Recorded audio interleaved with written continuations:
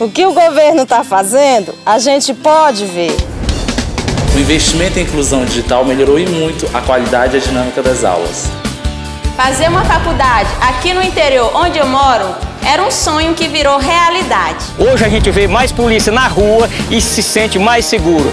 Meu filho antes aqui era só buraco e poeira.